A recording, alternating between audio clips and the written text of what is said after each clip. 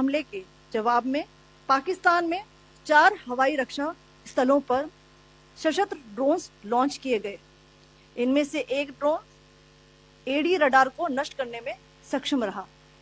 पाकिस्तान ने जम्मू कश्मीर के तंगधार, उरी, पुंछ, मेंढर, राजौरी, अखनूर और उधमपुर में भारी कैलिबर आर्टिलरी गन और सशस्त्र ड्रोन्स का उपयोग करके नियंत्रण रेखा के पार गोलीबारी भी की, जिसके परिणाम स्वरूप भारतीय सेना के कुछ जवान हताहत हुए और घायल हुए।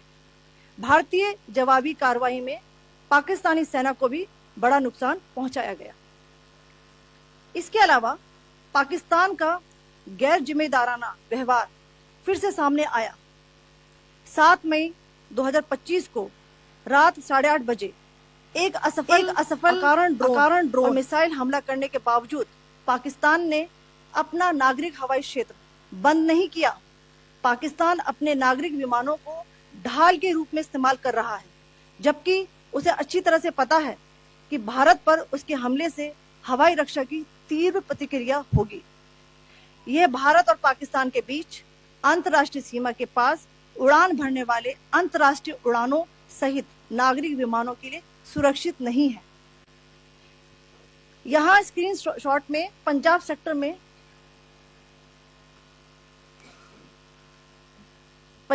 में हाई एयर डिफेंस अलर्ट स्थिति के दौरान एप्लीकेशन फ्लाइट रडार 24 का डेटा दिखाया गया है। जैसा कि आप देख रहे हैं यहाँ पर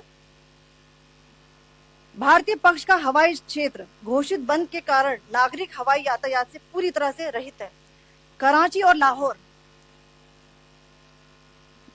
के बीच के हवाई अड्डे मार्ग पर नागरिक एयरलाइंस उड़ान भर रही है। हाई अलर्ट किया गया है विमान फ्लाइनेस एविएशन का एयरबस 320, जैसा कि आप यहां देख रहे हैं, जो कि शाम को 5:50 बजे दमम से शुरू हुआ और रात को 9:10 बजे लाहौर में उतरा। ये सारा डिटेल्स आप यहां देख रहे हैं, ये डिटेल्स यहां लिखा हुआ है। Can you see this?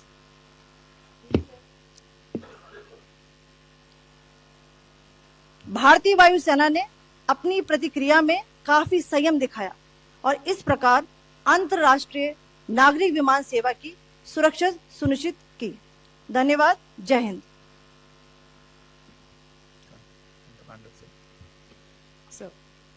Good afternoon to you all.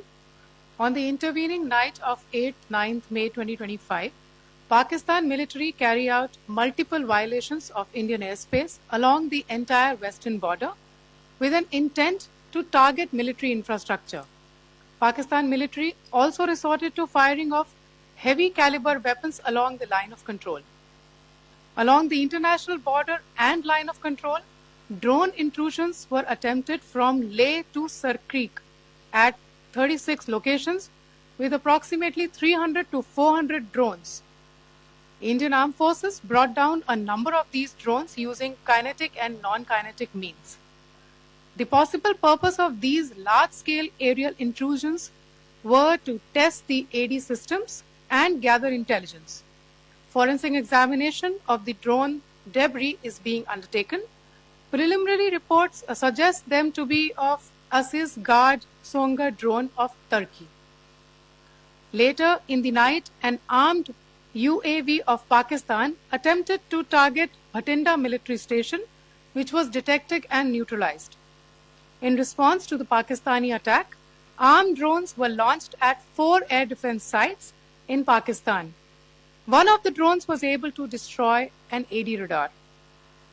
Pakistan also carried out artillery shelling across the line of control using heavy caliber artillery guns and armed drones at Tangdhar, Uri, Poonch, Mendhar, Rajouri, Akhnoor and Udhampur in Jammu and Kashmir area, which resulted in some losses and injuries to Indian Army personnel. Pakistan Army also suffered major losses in Indian retaliatory fire. Additionally, Pakistan's irresponsible behavior again came to fore. Pakistan did not close its civil airspace despite it launching a failed unprovoked drone and missile attack on 7th May at 8:30 hours in the evening. Pakistan is using civil airliners as a shield, knowing fully well that its attack on India would elicit a swift air defense response. This is not safe for the unsuspecting civil airliners, including the international flights, which were flying near IB between India and Pakistan. The screenshot we just showed and we shall share with you, it shows the data of the application Flight Radar 24 during a high air defense alert situation in the Punjab sector. As you have seen, the airspace on the Indian side is absolutely devoid of civil air traffic due to our declared closure. However, there are civil airlines flying the air route between Karachi and Lahore. Amongst the other civil aircraft that you can see, we have highlighted an aircraft which is Airbus 320 of Flynas Aviation, which was originated from Dammam at 1750 hours and landed later at Lahore at 2110 hours in the night. Indian Air Force demonstrated considerable restraint in its response, thus ensuring safety of international civil carrier.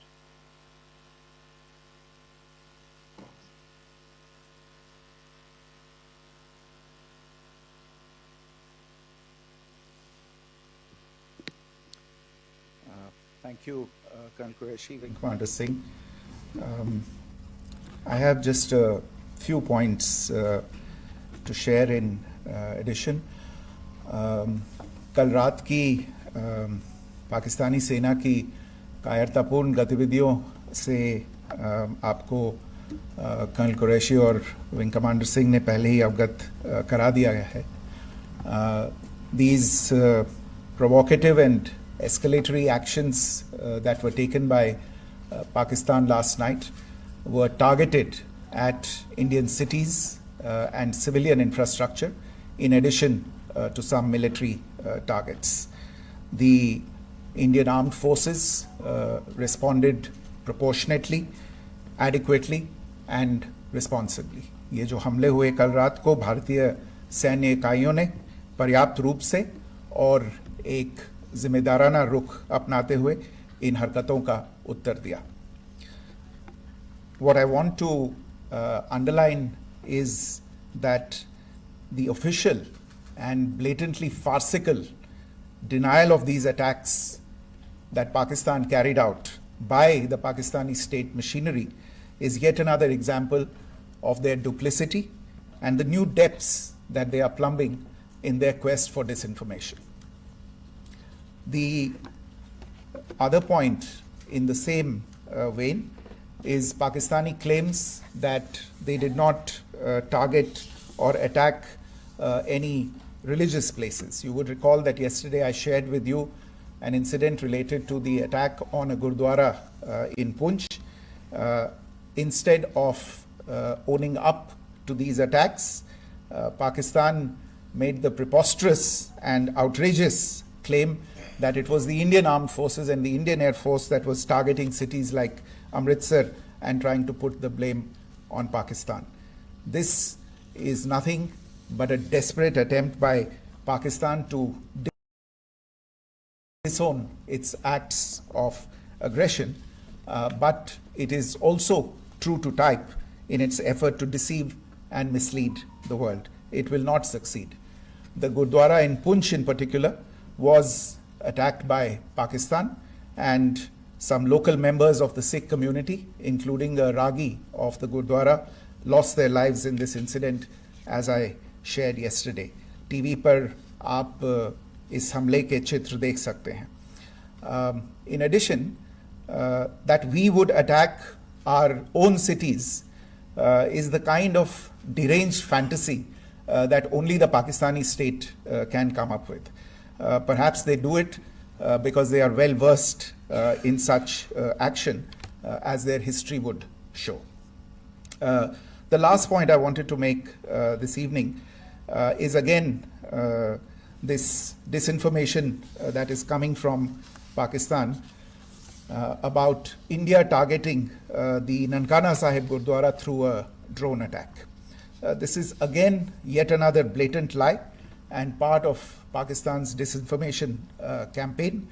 As we saw in the Pahalgam attack, Pakistan is again trying desperately to impart a communal hue to the situation with an intention to create discord. Again, we are not surprised. India's steadfast unity in itself is a challenge to Pakistan. Let me stop there. I have time only for a few questions and be happy to try and answer them. First, I call Siddharth. Siddharth, please. Hi, sir. I'm Siddharth from Beyond. So this is Siddharth, behind, please. The other Siddharth. Yes. Hi, sir. I'm Siddhant from CNN News 18. Sir, I only want to know from you the status of Kartarpur corridor. Is it open or not? If you can. I think you're all aware of the situation along the entire India-Pakistan border and the areas around the line of control. In view of the existing security scenario, the services of the Kartarpur Sahib corridor have been suspended till further directions. We'll update you as and when there is a change in the situation. We have a question here. Rishabh.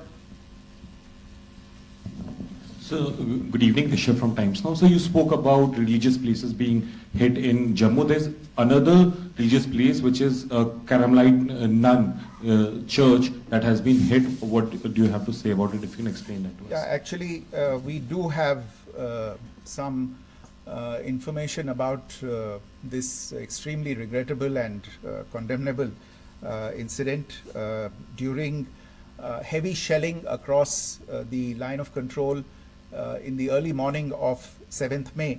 A shell fired from Pakistan landed just behind the Christ School run by the Carmelites of Mary Immaculate congregation in Puj.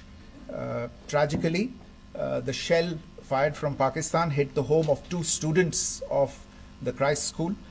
Both students unfortunately lost their lives and their parents were severely injured. Another Pakistani shell struck a Christian convent of nuns belonging to the congregation of the Mother of Carmel, damaging water tanks and destroying solar panel infrastructure. Several priests, nuns, school staff and local residents took refuge in an underground hall beneath the Christ School during the shelling by Pakistan. The school happened to be closed at the time, fortunately. Otherwise, more losses would have occurred. Again, we have seen the Pakistani side targeting and shelling places of worship with a particular design. This includes gurdwaras, these convents and temples. This is a new low even for Pakistan. We have a question here. Pranay. Sir Pranay Upadhyay Amar Ujala से। Sir कल आपने इसी podium से पाकिस्तान के IMF bailout को लेकर और Indus water treaty को लेकर जो टिप्पणी की थी उसकी पाकिस्तान में काफ़ी तीखी प्रतिक्रिया भी आई और उसके बाद हमने देखा कि पाकिस्तान की तरफ से किस तरीके से लेह से लेकर भुज तक पूरी बॉर्डर के ऊपर जो इन्वेजन था वो किया गया। मौजूदा सिचुएशन के अंदर पाकिस्तान के बेलआउट पैकेज को लेकर और पाकिस्तान के इन अटेम्प्ट्स को लेकर आपका क्या असेसमेंट है? और दूसरा ये भी जानना चाहेंगे कि पाकिस्तान की तरफ से ये जो अटेम्प्ट किया गया था उसका भारत ने अभी तक उस तरीके का कोई जवाब नहीं दिया गया है, तो क्या भारत इसका जवाब देगा जो कार्रवाई हुई है बीते 24 घंटों में? देखिए प्रणय, जहाँ तक इंडस वाटर्स ट्रीटी का सवाल है, मैंने कल विस्तार से उसके बारे में इसकी चर्चा की है. Indus waters treaty is in abeyance and as such I have nothing further to add to the decision that was announced by the Cabinet Committee on Security. जहाँ तक IMF bailout का सवाल है, आपको ज्ञान होगा कि IMF की आज मीटिंग हो रही है. हम वहाँ पे अपना पक्ष रखेंगे और जो हमारा मत है इन चीज़ों को लेके वहाँ पे साझा करेंगे दूसरे मेंबर्स के साथ. ये बोर्ड पे निर्भर है कि वहाँ पे क्या निर्णय होता है. और जहाँ तक जो कार्रवाई हुई है उसका जवाब देने का जो आपने जो प्रश्न उठाया है, जो आज ब्रीफिंग हुई है, जो आपको सूचना मिली है, मैंने भी कहा है कि जो आज सवेरे तड़के सवेरे जो गतिविधियां हुई, भारत ने उनका एक जिम्मेदाराना पूर्ण तरीके से और एक पर्याप्त तरीके से उसका जवाब दे दिया है. Siddhant, Hi, sir. Siddhant from WION. Sir, the External Affairs Minister has spoken to many of his counterparts around the world. Yesterday, he spoke to the US Secretary of State, Marco Rubio. So, what were the key areas of conversations during that call? Yes, the minister had a conversation with the US Secretary of State. As you can imagine, the focus of discussions was the terrorist attack in Pahalgam and the response that India mounted after that on the 7th of May. The Secretary of State shared his thoughts on these developments with the minister. The minister deeply appreciated the US's commitment to work with India in the fight against terrorism, and he also underlined the targeted measures that India had taken in connection with Op Sindoor. The minister also underlined that India would firmly counter any attempts at escalation from there. But in follow-up to that, as you are aware, there have been a number of other conversations. The minister had a conversation with the UK Foreign Secretary, David Lammy, today. There too, the discussion centered around countering terrorism, for which there must be zero tolerance. And I understand just a short while ago, the External Affairs Minister has also spoken to the Foreign Minister of Norway, Espen Barth Eide, which was also focused on recent developments stemming from the terrorist act in Pahalgam. one last question, Sudhi. Sir, Foreign Secretary, thank you for doing this. Sudhi Ranjan from Bloomberg. Foreign Secretary, India had struck Bahawalpur the other day, which is also connected with the murder of one of us, journalist Daniel Pearl. If you could give us an understanding of what exactly are the reports that you're getting. You're right. Bahawalpur is the headquarters of the Jaish-e-Mohammed terrorist group that is proscribed by the United Nations. Its leader, Maulana Masood Azhar, is a proscribed individual. It is, you brought up the connection with the tragic death or killing of Daniel Pearl of the Wall Street Journal. The Jaish-e-Mohammed was in some way directly or indirectly responsible for the death of Daniel Pearl. But the real connection is through Ahmed Omar Saeed Sheikh, the British Pakistani jihadi who was held in India but was finally released in 2000, and he was the person who lured Daniel Pearl to his eventually leading to his murder. So these are all obviously connected figures, connected individuals, connected institutions, and the attack on Bahawalpur, on that facility of the Jaish-e-Mohammed in Bahawalpur is, I would imagine, a fitting part of this unfortunate incident. Thank you all. Thank you, sir. With that, we come to the closure of this press briefing. Thank you very much.